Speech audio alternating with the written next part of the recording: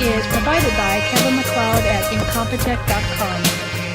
The views, opinions, and representations expressed on the Night Dreams Talk Radio Network and its website are those of the hosts, guests, and participants, and are not necessarily those of or endorsed by the network, its affiliated stations and broadcasts, the management, other hosts, or advertisers of the network.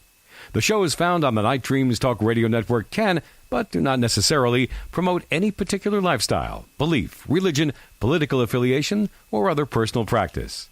These shows are for entertainment purposes only, and are not intended to treat, diagnose, and or claim any cure of disease or condition, or give any medical or legal advice. If you would like to hear Night Dreams Talk Radio on your local radio station, let them know. Tell them to check out www.nightdreamstalkradio.com, and thank you. Please check out the Night Dreams Talk Radio website at www.nightdreamstalkradio.com. Also, if you want to keep our show free of advertising, just hit the donate button. Give $1 or $2. Remember, all prior shows are always free to listen to. We at Night Dreams Talk Radio thank you for your support. Your Saturday paranormal psychic and ghost hunter on Night Dreams Talk Radio Network, James Creachbaum. Hello, everyone. This is James Creachbaum, and we're in for a huge, absolutely fantastic guest. Without further ado, let me introduce him, the one and only Jack Kenna. Jack, how are you doing? Tell us a little bit about yourself, buddy. Hey, James. How doing all right tonight? Yeah, a little bit about myself. Jesus, I don't know what do I know about myself. I don't know anything about me. No, I'm on. Most people know about me. I know I'm on a few different TV shows. I get called to do a lot of different things, but my two most prominent ones, I guess you would say, were Paranormal Survivor and Haunted Case Files. Also been on Haunted Hospitals. Did My Worst Nightmare, and that really was my worst nightmare, filming that. And we just finished up another one too. I think it's going to be called My Paranormal Nightmare. So wow. A lot of stuff going on. I've written a couple books, Hauntings, Ghosts, and Demons, and Paranormal Research. A bunch of stuff. Got a lot of stuff going on. And of course, main thing I do, me and my team, is we do work on residential paranormal cases, trying to help people resolve issues and find out what's going on.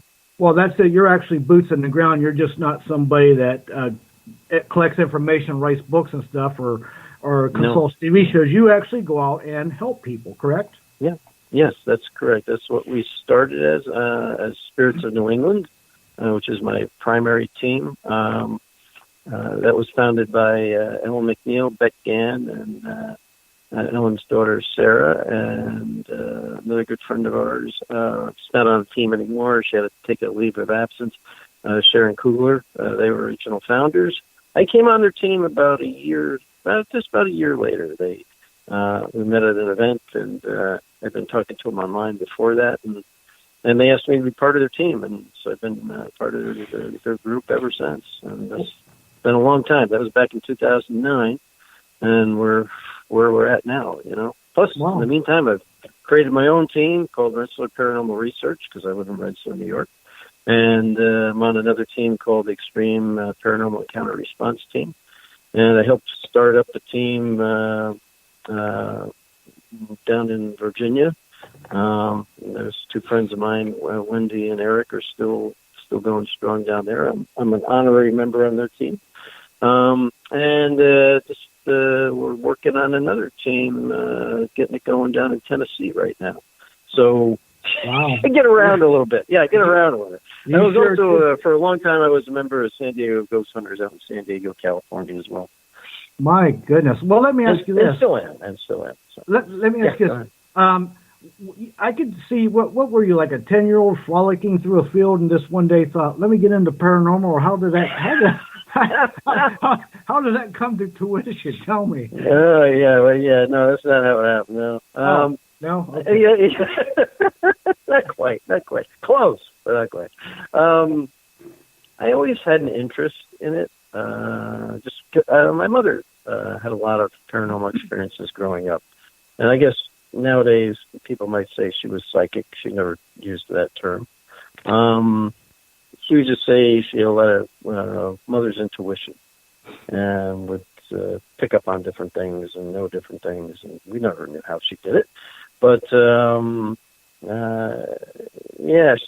and I used to talk a lot about her experiences growing up throughout her lifetime. And then I'd have experiences of my own and talk to her about those, like hearing my name called in our house. As a matter of fact, I'm still in the house I grew up in. And still get my name called once in a while. It turned out many years later, it's her mother, my grandmother, who I never met. She passed long before I was ever born. Wow. But she always, and to this day, still keeps an eye on me. And kind of, you could say my guardian angel, so to speak. Other people have seen her and two other women. Actually, probably one is my mother. I know one is my mother. One is my grandmother. And the other is a young girl they see around me all the time, like she's maybe 10 years old or 8 years old, something like that. And I never could figure out who that is, but I do remember my mother saying her mother had one other child that passed away at birth, and that was a girl. And so I always wondered, is that who it is? Right. I don't know. But they do always tell me they're all three are related to me. So, Well, I've had other much stronger psychic mediums tell me that. So, and I believe they're friends of mine. I believe. Yeah, I was going to say, it sounds like relatives or friendly spirits anyway. Yeah, absolutely. Yeah, they all help me out, especially the little girl is kind of funny because she acts as kind of my spirit guide in a way. And I can ask her to reach out to other spirits at a location, and she'll kind of go and bring them in, so to speak, which I guess kind of makes sense. Cause, that's your... Other spirits would be, other human spirits anyway, would be, more easily to follow. Hey, come here. I got a guy I want you to talk to. Come here. That's your secret weapon. That's one of my secret weapons. There is times when she won't, when I'll kind of talk to her in a way and she won't go. And that's usually when I'm like, oh, okay. Oh, no, something else is going on here. Got it. It's not maybe what it appears to be. So she's afraid, and if she's afraid, I can tell something's not right. Yeah. So that's kind of my spirit guide. I call her my spirit guide. So, very interesting stuff. So I got all this female energy around me. But a priest friend of mine told me that too. And he goes, this has been in your family for a very long time. He goes, and it's culminated in you, Jack. And I'm like, yeah, right. Because sometimes I have to believe this stuff. So, it may sound funny, but it's true. It's like, okay, all right, whatever. I take it with a grain of salt. He's like, no, you have this very strong light about you. He goes, you have a very strong light of God about you. And here's what happened. I'm going to tell you why I suddenly more got into dark cases more recently. Mm-hmm. He goes, I'm going to pray for you to get demonic cases. I'm like, you're going to do what? Wow. He's like, I'm going to pray for you to get demonic cases. I'm like, don't do that. No, why would you do that? He goes, here's why.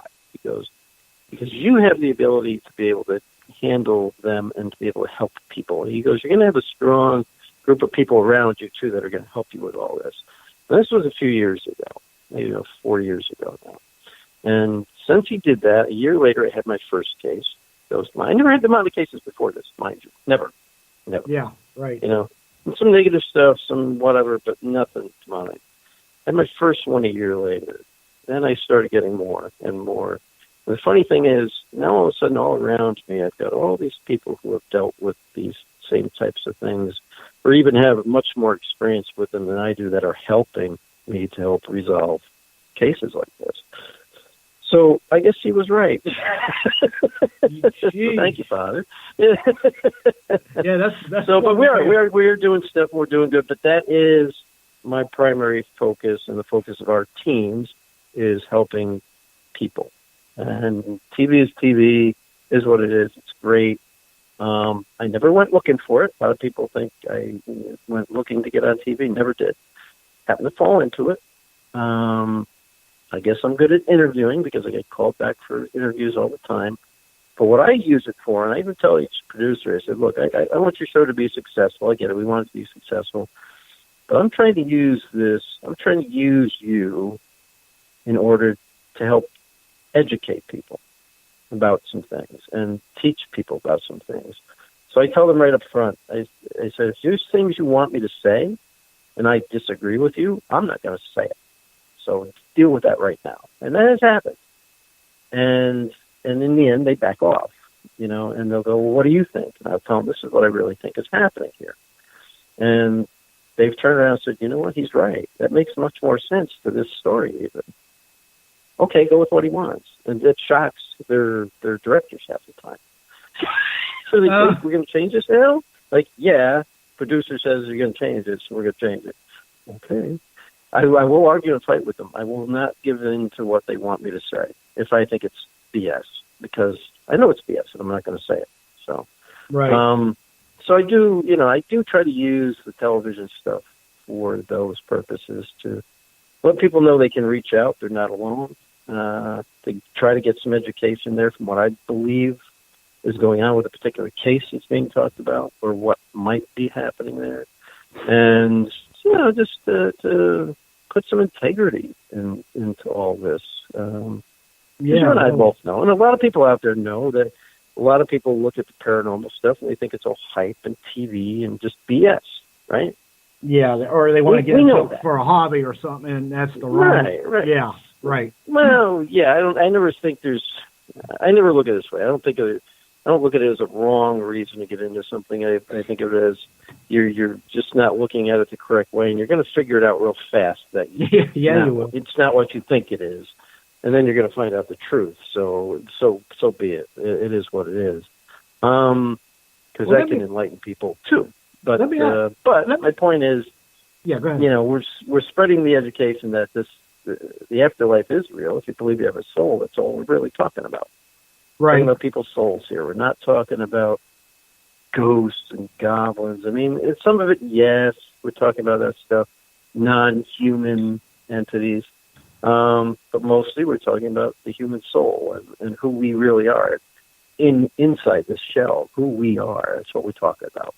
And that's what we're dealing with. Yeah. Yep. So, all right, let you ask you a question. I've rambled long enough. That's good. It's okay. That was good. I do want to have a question. I remember a case you did. I don't know. It's been a while back, but it was an elemental spirit, I believe, you dealt with in a building or a mill or something. Do you recall the one? It was in Mendon, Massachusetts, and it was the first elemental spirit I came across, and that was in Mendon, Mass. That was on haunted case files. And it was actually in the City Hall in Mendon, Mass. It's just something I ran across. I sure as heck wasn't expecting it. It wasn't malicious, per se. It doesn't like people. Of course, most elemental spirits don't like people. They really don't. But they won't, let's put it this way, they'll try to scare the living hell out of you to get you to leave. Yeah. But they won't hurt you, right? They won't physically harm you. At least nothing serious, because this is why. People get demonics sometimes confused with elementals. Yeah. Elementals, well, even demonics were too, but elementals were